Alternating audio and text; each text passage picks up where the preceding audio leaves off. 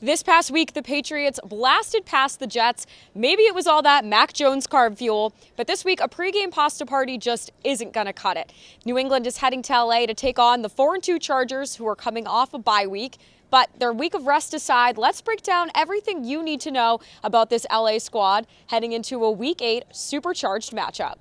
Starting with the offense, quarterback Justin Herbert's stats speak for themselves. The second-year signal caller has 14 touchdowns on the season, only 4 interceptions, with a 98 quarterback rating. His offense ranks 12th in both points per game, averaging 24, and in overall yards per game. One reason Herbert's been showing his stuff? Above-average pass protection from his offensive line. He's sacked less than 2 times a game, 11 times total thus far this season. This means Herbert has the time to hit 4 stud pass catchers that make up his passing attack, and here they are. First up, Mike Williams with 5.5 grabs per game for 83 yards per matchup with 6 touchdowns. Then we move to Keenan Allen with 6.5 receptions per game, 69 yards per game, and a touchdown. Jared Cook with 3.5 grabs per game at 39 yards on average and 2 touchdowns. And last but not least, Austin Eckler with 4.5 receptions per game for 40 yards on average and 3 touchdowns.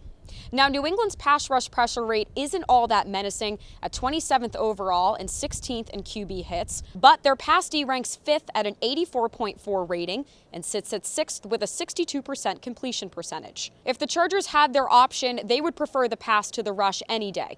But when they do hit the ground, back Austin Eckler will be up against the Patriots' rush D that's tough on ball carriers, only allowing 3 yards per carry, that's 4th in the league, and 12th overall in yards per game, with 105 allowed per matchup.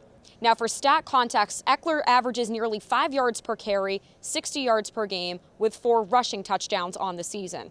But whether they move the ball in the air or on the ground, the Chargers offense has a lot of pressure to perform, given their defense ranks 21st in the red zone and 25th on stopping third down conversions. That's good news for the Pats, who have success on third down, ranked 9th overall. Another LA defensive mismatch in New England's favor, their struggle to stop the run, ranked last in the league in both yards per carry and yards allowed per game on the ground. And with lead back Damien Harris coming off back-to-back 100-plus yard games, that'll be an interesting area to focus on. I mean, Week 7, Harris had 14 carries, nearly 8 yards per carry, and 2 touchdowns. But in the air, the Chargers make up for their bottom-tier groundwork. Their pass rush ranks 6th in pressure rate with 13 sacks on the season. And up against New England's pass protection, who allows 2 sacks per game on average, Mac Jones may be under some heightened pocket pressure. The biggest name here is Joey Bosa, who has 3.5 sacks, 8 QB hits, and 2 forced fumbles under his belt on the season. And LA's secondary could also make things tough for Jones. They hold quarterbacks to a 91 rating, 12th in the league, and only allow 200 yards per game, which is 5th overall. Their secondary stars to watch include Asante Samuel Jr., who allows an 81 rate with 2 interceptions recorded thus far, and Derwin James with an interception, 1.5 sacks, and a 63 rate allowance.